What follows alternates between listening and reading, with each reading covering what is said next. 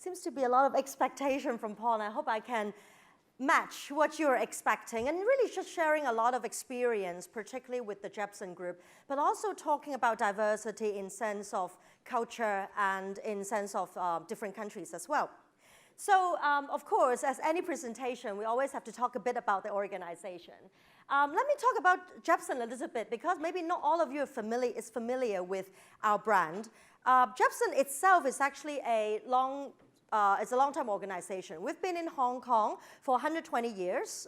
We started in 1895 in Hong Kong as a marketing distribution company. And we've actually, since then, has always been a marketing distribution company. In the past, it was more trading and logistics, and now we're covering a variety of the value chain area, from anything outside, from even manufacturing side, all the way to retail. So we work with partners also in a very diverse and customized manner as well. So some of our core work, including being a distribution agent, also building brands in this Greater China region. Our ability to be able to build a network for the past 100 years allow us to be able to help brands to enter into this market really effectively and very efficiently. So that proves by a lot of our case studies as well. Of course, we're an operational partner. We're looking for a long-term operational partnership with our brands, with our partner, but we also invest. And that's actually one of our core capability, is the ability to invest in this region, both from the sense of resources in building up the brand, but also in the sense of new technology, where we create new manufacturing capability.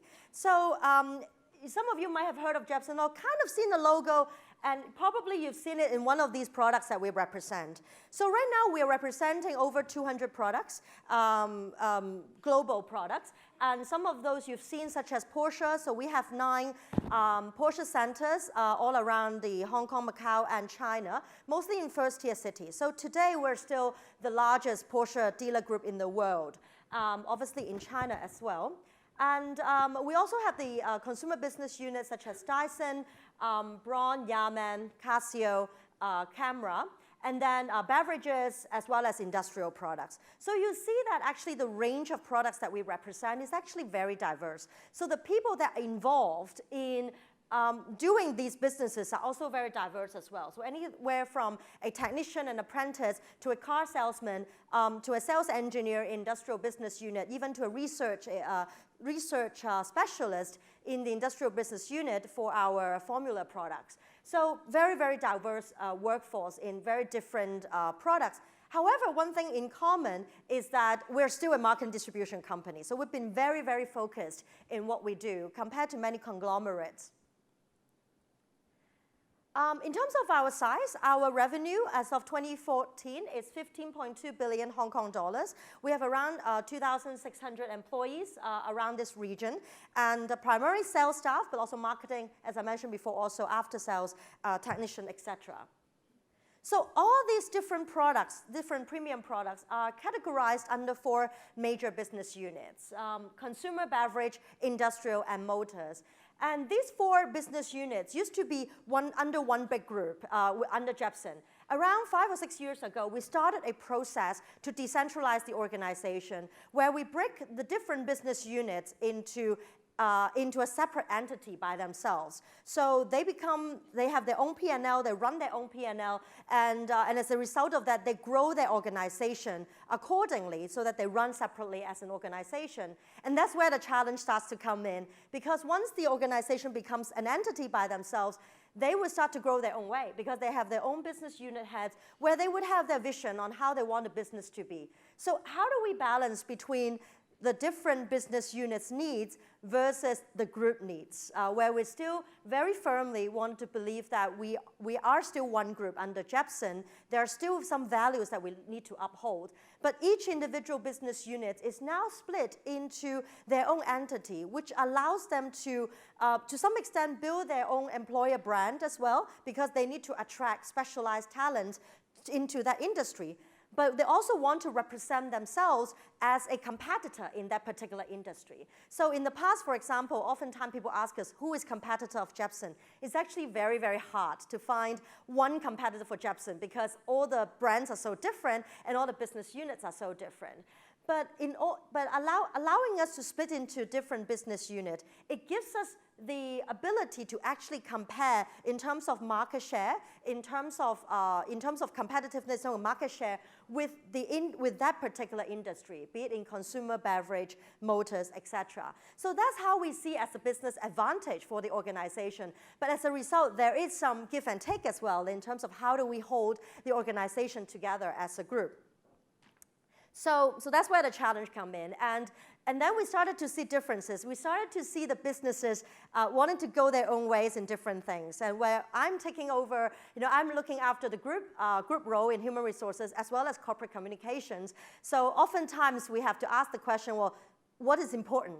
What do we want to do? And fundamentally, I always ask myself this question is, why are people different? Why are people different? Why do you think people are different? Any thoughts? Any thoughts? Different cultures. Different cultures, yeah? Because they are and they want to be different. They are, they want to be different. Very good point. Particularly, we want to be individual. This is now a generation of individualism. Much more so. I mean, I used to live in Japan, and Japan has a known culture or a accepted culture of being more collaborative, more team-based. But towards the end of my assignment, I also find that the younger generation are feeling quite differently.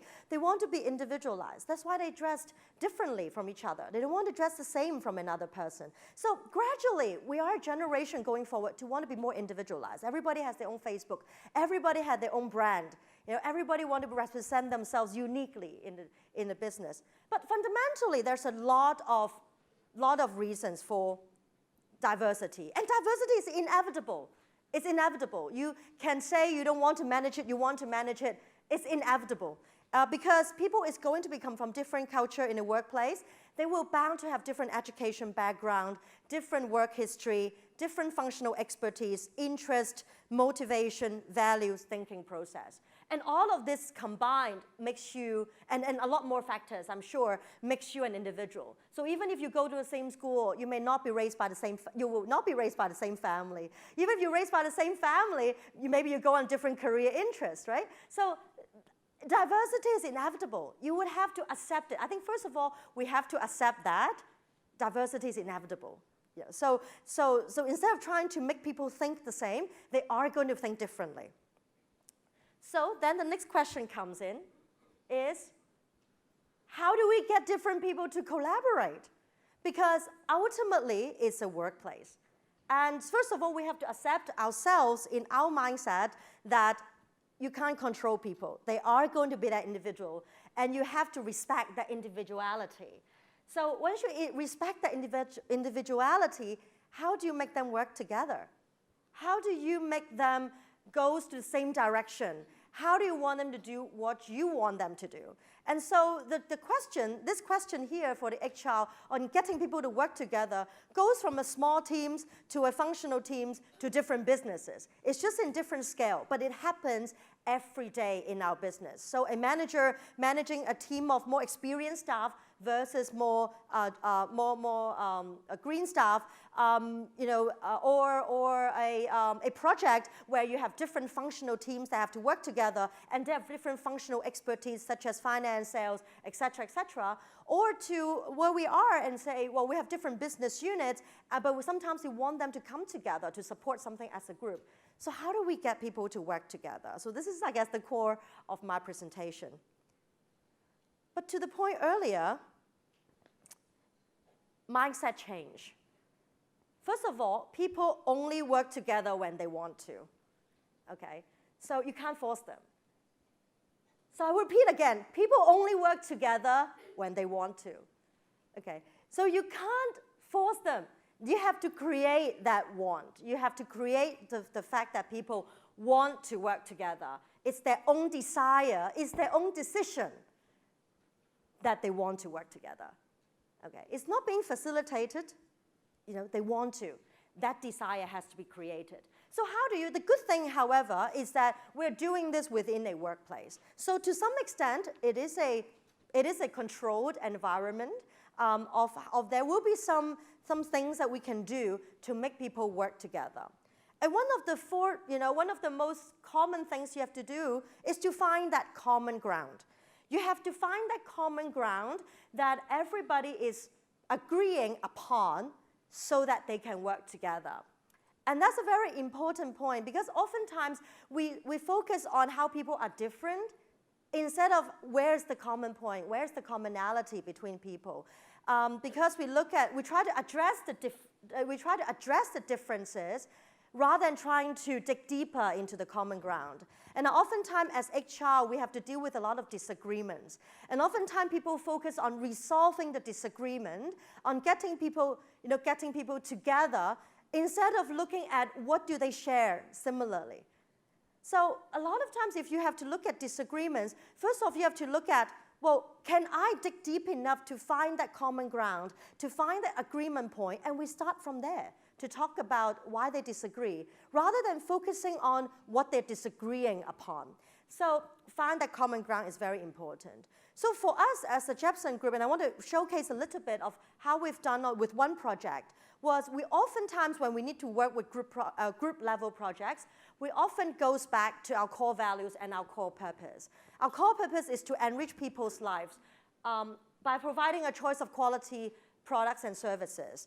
And this hasn't changed for a long time. And because we have been a focused organization, and I often want to emphasize that to people because each of the individual business units oftentimes loves to say that I'm very different as an organization. I do things differently. I do things differently. But at the end, we are a marketing distribution organization. We have that common ground. We are looking after value chain for our customers, even though our businesses may look after the value chain differently, but fundamentally, we look after that whole value chain. And so going back to the core purpose is very important. And make sure that our group projects are being supported. But of course, our core values as well. When you go into a disagreement point, you always go back to the core values. Does that change?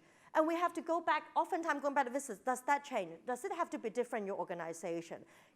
And oftentimes, we revisit and revisit again, and then we say, actually, it doesn't really change at the end. It is who we are as Jefferson. We are a company to enrich people's lives, regardless of what businesses that we have been doing, what we are doing, and what we will be doing. And that's really is the goal of the organization. Okay. So that helps us in rolling out some projects. However, there are also other areas that you can look into in terms of how do you get that common ground. Objectives. If you get a project team together, make sure that that goal is very, very clear to everybody. Oftentimes we assume that. We assume that people work in the project together, they have a common goal. Yes, you might have set a business goal for that project, but does that have a common goal to everybody? Some people work in the projects because they feel like maybe it's a promotional opportunity. That's the individual value. Some of them work on a project because they believe that that's the only way to get things done for their own organization, right? So find out what exactly, and emphasize that objectives very clearly. Make sure that objectives is aligned and accepted across a project team before you move forward, because it is often communication and misunderstanding that gets people into different track. So make the objectives very clear, make it very upfront. Another common point that I found very, very helpful was success. Help to paint that picture of success, because everybody wants to be with a winning team, and everybody wants to be with a winning company, and especially in the workplace. Very, very rarely you have people working in a team and organization that wanted to sabotage that business or sabotage that project, right? So they want to be successful because that looks good on them. Going back to that individuality, they want to put that on their CV.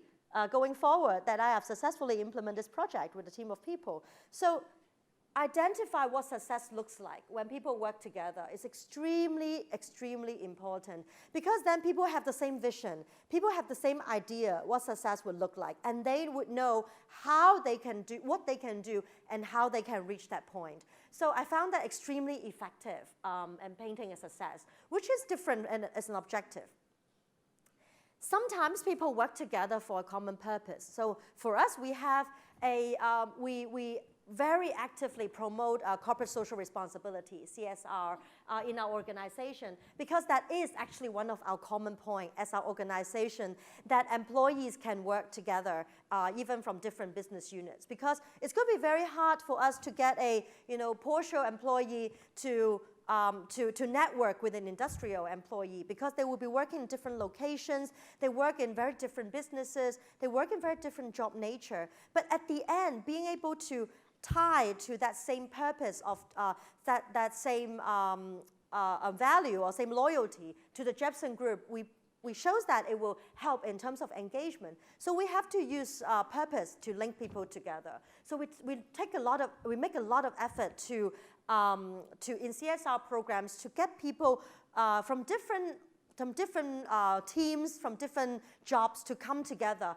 And very interestingly, sometimes you see people find new ideas through these forums, through these networking forums. They find, oh, maybe I can work with you on that. Let me go back to my boss and talk about this collaboration opportunity. Or, well, I never knew that, we can do that with your organization. Well, can I give consumer products as a gift to my Porsche customers, for example, right? How do I use the Marines assets for our VIP in the different industry segments? So sometimes actually new ideas get created, and collaboration naturally boom in these settings. And so having that common purpose and allow people to work together through a common purpose is really, really important. And sometimes people work together because they have a common challenge. Right, so for us, for example, we've been facing the challenge of retention across all different business units. I mean, the talent war is not something new. I mean, a lot of people have already talked about it. The talent war, particularly in this market in Hong Kong and China, and also in Taiwan and Macau. So once we identified a common challenge, can we tackle it the same way? So identify that commonality helps people to work together as a group. And so this is how we've done in many different areas. But in order for you as HR person to be able to identify these commonalities, it's very, very important that you have to understand the business. Now, of course, a lot of you would understand the business. I'm sure you're a great business partner already with your businesses. But think about what you know about the financial status of the organization. Think about, do you actually know the competitiveness and the market share of the businesses that you're supporting? What are their short and medium-term goals? I'm not even thinking about long-term goals. Thinking about their short and medium-term goals. Do you know the business priorities from management? Not just one time, but what is really their business priority? Do you deep down, what do they want the organization to look like? What is important for them? What is their value proposition? Oftentimes we're so busy in our recruitment job, in our employee relations job, compensation benefits job, et cetera, sometimes we forget about what is our value proposition. And it's a really good example. I oftentimes wanted to sometimes sit myself into a candidate interview so that I can have an opportunity to elaborate what's the value proposition, of course to the candidate, but sometimes to actually refresh myself as well. Because we're so busy in our daily life that we sometimes even forget. And by speaking it out loud, by expressing it to someone else, it helps to explain it for myself as well. So do we really, really understand the value proposition that other people can also understand? Do you understand the business processes? How people really, really work together? How people really work with or against each other? How does the supply chain work in your organization? How does one team how does one team collaborate with another team or not collaborate with other team, and why is that an issue? When I was doing a leadership training, I noticed that there was a lot of disconnect between our salespeople and our logistics people because there was a major gap in the processes. They were not talking to each other. So that actually helps a lot in terms of understanding why there was always so many disputes between the two teams. So at the end, it was just a process issue. But not understanding the process, you try to address the top that, oh, why are people not getting along? Why are they not working together? You're not solving the issue. So think about what you really, really understand the business. And it's really, you have to understand the business in the in-depth level in order to really be able to take that leadership hat in having people work together. So for us, I was mentioning before that we have a retention issue. And we also have a brand attractive employer brand issue as well. As I mentioned before, a lot of people have heard of the brands that we represent. And because we have decentralized the organization, we've actually emphasized a lot on the marketing of our brands as well. I remember talking to someone who says that, oh, I used to see, I used to see a Jebsen commercial on TV, but I don't see a Jebsen commercial anymore. And then I went back to our archive to find out what happened was 20 years ago when we marketed consumer products, at the end of the TV commercial, actually there was a big logo of Jebsen that says, oh, it's a Jebsen, it's a Jebsen product. But nowadays we don't do that anymore because of our collaboration with our brand, because we feel that the brand takes the forefront in terms of attracting customers.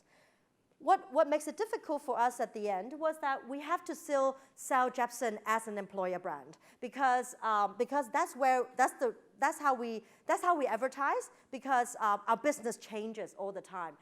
If we only attract people with one brand, then if the brand changes, and the brand does change over the years based on our 120 years history, then the person may not stay around for our business. So it's important for us to sell the employer brand as Jebsen beyond just the product brand. So we feel that that's really important because as I go to university, I feel that many students know about our brands we represent, but they don't know our company. They don't know who Jebsen is. So when I place that logo on jobsDB, a lot of people would have said, oh, who is this company? I haven't heard of them. Well, let me click into it. Maybe I'll find out. But some of them may not. They may not click in. They may not say, hey, this is not a Fortune 500. I'm not interested. So that to us was a major challenge across the different business units. Even if you think about the business of a Porsche business, it's a very competitive business. We have a lot of other competing dealerships in China. So why do people work with the Jebsen Porsche dealers instead of another Porsche dealer? It's because Jebsen, it's because the Jebsen dealership offer different opportunities, because the Jebsen dealership offer a superb customer experience, and also offer growth and offer a superb workplace for our staff as well. So these are things that differentiate us even within the same brand, that we actually have to get it out there so that candidates understand. And so that's I found the common challenge, that everybody feels the same, that the employer brand needs to be strengthened. So as a result of that, we launched an EVP project, and we were able to, and we did talk about whether we want to keep one employee value proposition, one EVP, one employer brand for group, or we want to have a different employer brand for the different business units. So we did spend some time to explore that. And at the end, people realized that we have one core purpose, we have one core values. At the end, it's one employer brand. So success breeds success. It's our EVP that everybody understands, and every one of our business unit head signs off on. And to really make them sign off on it. We make them to sign on that statement. Everybody work on our EVP statement. If you haven't seen it, we have our career site called careers.jebsen.com. Go in and look at our refresh site. That you will see our EVP statement there. Everybody work on it. I was very impressed because I wasn't expecting people to be so engaged, business unit heads to be so engaged. But they feel that that helps them. They feel that that's important. And they also feel that this EVP is something they can resonate, regardless of what business we are doing now, and regardless of what business we'll be doing in the future. And because if you look at us 40 years ago, we actually do very, very different businesses as we do business now. So, people are adaptive to our organization. So this is one of the things that we come up with, which we're very, very proud of at the end. And I find that with this exercise, what also interesting as a byproduct was, in the past, we had this senior meeting where usually each business would talk about their own update, and then that's it, and everybody listens, and nobody asks questions, and then the next business unit comes along, and they give their update, and that's it. But through this project, and we found that the engagement among the senior management team and talking about the business as a whole has also improved, because they feel that, oh, actually, there's a lot of ideas I can leverage off each other. And they see that value now. Instead of thinking, hey, I know my business best, so why would you challenge me? And now there's a lot more engagement in terms of asking questions. Also in terms of raising problems that they're seeing. So for example, one business unit recently say, hey, I'm facing some problem with sales productivity. Have you guys done anything about it? What have you done about it? And another business unit said, well, I was facing a similar problem last year, and this is how I've approached it. And of course, for me in HR, I sit in there and say, hey, that's an opportunity, common challenges. So let me look at how I can look at sales productivity as our next big project looking on. So these are some of the things that, fortunately was a byproduct of people working together. Moving on, another very important mindset change that we have to have is let go of control. We have to embrace the differences. A lot of time, HR, and a lot of group functions, and not just HR, but since we're HR here, we feel that we have to control. We have to make that everyone do things the same way, and that they have to all follow the policies and processes, and they have to, things look better, when they are all the same. And oftentimes, I've been in HR for a long time, and I feel that that's my, I feel the same. I used to feel the same way as well. And when oftentimes I have to remind myself, particularly now that I'm in these businesses, is that I have to let go of control. I have to embrace the differences. As I mentioned before, instead of trying to focus on the differences, trying to focus on the commonality. Because we oftentimes have a desire to control how things are done, who are involved, how people work together, and what the results should look like. We want to paint that picture. We want to paint every steps of how things should be done, how a report should look like, how the graph should be done, what the formula should be. We oftentimes have that desire to control. And I'm not saying that you have to not control, because there are obviously things that we still have to control, but let go of that. Let go of that a little bit. And think about how do we embrace the organic things that are happening in the organization. Believe that things happen organically. And it's more natural when you allow things to happen more organically, naturally. But also, people actually believe in it, and people would that actually happens more effectively than you trying to push it. So, however, for us to be able to do that, for us to be able to naturally make people naturally work together, is to build an empathetic organization. And so, instead of trying to make things work together, we have to let things happen by themselves. But how do we let things happen by themselves? What are things that we can do to make that people work together naturally? And I found this very effective to build an empathetic organization, which means that everybody embraces the importance of empathy. Everybody understands what empathy is, and everybody exercise that. What does that really mean? Have that mindset of, I have to help them to help me. Okay? So being empathetic means they understand why the other person is doing things a certain way, and I understand why they're doing it in that manner. But at the end, I have to help them to help me, because I have my own goal, I have my own needs. But how do we work together is that mindset of helping them to help me. So how do I create that in an organization? There are a few things that I'm recommending here. I'm sure you have a lot more ideas as well. To paint that mindset in place is, first of all, to make processes very visible. A lot of times, especially nowadays with the knowledge workforce, a lot more organizations are going very functional. A lot of jobs are going very functional. So So a lot of times people know what they're doing in that space. They don't understand, they may not have that understanding of what they do affect the downstream, and what this is upstream information that's required for them, and what's the difficulty, what's the challenges for them to get the information from the upstream. So because they're only focusing on what they're doing. So now in the past you have finance person, but now you have a billing person, a credit collection person, you have accounting person, even accounting, you have people that do very, very little different things, and all of them are equally important, but as an organization grow, and that's what we've experienced as well, because our workforce actually has doubled in the past 5 years, that in the past we have a lot more generalists, now we have a lot more functionalists, we have a lot more specialists, and as a result of that, people used to understand how things work on a more granular scale, macro scale. Now people are much more expertise in the area that they work. And it's going to be a reality because as you look into our workforce today, you see a lot more specialists and generalists as well. So in order for people to appreciate the upstream and the downstream, you have to make that process visible. To that point, at one point, for one business unit, we were actually printing the processes out from the beginning to end and put it on the whole wall. And then make people to identify what are the difficulty points, what is the time that's required for different areas.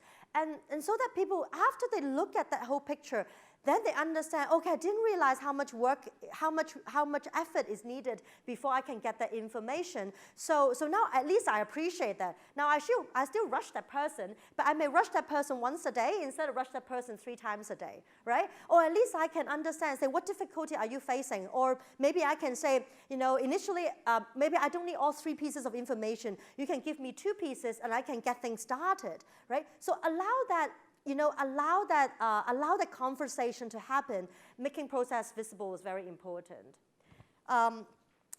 Setting and emphasizing common objectives. So I mentioned that before already. Clarifying roles and responsibilities. And oftentimes you find that you're in that situation all the time, that you're always clarifying roles and responsibilities. And so, but you have to do that. You always have to constantly do that. And because the organization changes, business needs will change. So you always have to clarify roles and responsibilities to allow duplications, to avoid duplications and avoid people stepping on each other's, feeling that other people are stepping on their territories. Then, of course, after you clarify that, you still have to understand the interlink between the different roles. And then sometimes you have to state the required collaboration and the implication of not collaborating. Oftentimes, I don't know, it's our culture here in Asia or somewhat that we find that we make a lot of assumptions when we communicate. And we assume that, people work together, they know what they're supposed to do. They know that they're supposed to collaborate. That's not really true. In reality, you have to clarify that. If you're a project lead, if you're a facilitator, you have to clarify that. You have to say that finance, legal, and sales, you have to work together to review a contract. And it's not just, hey, I review my part, I'm sending it to you, it's not my responsibility. So someone in the top, someone who's facilitating, have to emphasize that. And sometimes we even put that on JDs nowadays, that, who does this job needs to collaborate with, and who are the parties that person needs to collaborate with. Put that on the job description, make that an expectation of that person. Okay? But at times, also, as an exception, I think that people do like to work together. They feel the power of many rather than just power of self. But there will be times where some individual may work better in a different roles. So oftentimes in HR, we have to embrace different people's work style and match with the right roles. So so match with the right roles. And then confront territorial behaviors. At the end, you have to realize that there's no one size fits all. And for us, for me nowadays, embracing that, meaning that I'm using a lot of pilot cases to demonstrate successes. I'm not looking at a group project. I'm not oftentimes looking at group projects anymore. I'm looking at some initiatives that I wanted to do, and I start looking for business opportunities with the business unit and see who can go first, so that I use them as a pilot. And most benefit that I found from that was at the end, I was able to create the desire to be included. Other people will come to us and say, hey, how come you're doing this how come you're doing this work for another business unit? You're not doing it for me. And they say, well, I can do it for you. You just didn't identify as a priority in the right in the first place. So at the end, then everybody started to want to do the same thing together. And at the end, I have a group project. So I feel that that's a little bit of success that we've been having. At the end, how do you see yourself as a collaborator? In HR, we have to see ourselves as a role model, being a true business partner. Listen, reflect, learn to communicate with respect for differences. I can't emphasize that enough. Communicate with respect for differences. Not just with respect, not just being polite, but respecting for differences. Agree to disagree. It's a reality. You have to agree to disagree. And clarify, continuously avoid misunderstanding, and also, at the end, you still have to uphold your principle. But you uphold your principles, and that's your bottom line. And that's about it. Don't try to control everything from A to Z. But once you uphold your principle, people actually respect that, because they also know that you respect the diversity. So I know that time is up. It's very short sharing that I give to you. And then I want to end with a quote to say that the only thing that permits human beings to collaborate with one another in a truly open-ended way is their willingness to have their beliefs modified by new facts. So only openness to evidence and argument will secure a common world for us. So that goes to, I hope that we have an empathetic world and an empathetic workplace. So thank you very much for the time. Thank you so much. Okay. Thank you. And I think if you don't sit down yet, because we might have time for one very, very quick question. Sorry. You definitely won the prize for squeezing the most into 30 minutes there. It's just as well we've got lunch after this. Sure. So time for one very quick question from the floor. There's one in the middle here. If we can have a microphone. Lady in the blue and white striped jacket there. I think it is, or black. A question. Yeah. Can we have the slides for the reference? I think it's quite useful. Well, I do know that HR Magazine will be covering all of the speakers, and you've got Dominic to thank over there. He's furiously writing everything up, so we will be sharing on that a little bit later. Okay, thank you. Any other questions from the floor? Yes, Linda, give someone else a chance. Yes, one over here. Thank you. Yes. Hi, Bianca. Thank you very much for your time. I'm Alex from Sarabisi Appointments. You mentioned before that your company's decentralized. I just wanted to know, what did you find most effective to unify the group all together so that they don't go all their separate ways?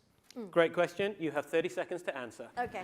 Well, because at the end, I think we're a very focused organization, and there's a lot of common values that we have. And also, actually, our organization changes all the time. So now you see this 4-stream, and maybe, actually, it's already been changed from last year to this year. And it may change again. We may see different synergies in 10 years, in 5 years' time. So holding a group together, it still allows us to share resources and share beliefs as a group. Thank you so much. Okay, let's put our hands together for Miss Bianca Wong, Human Resources and Corporate Communications Director, Jebsen Group.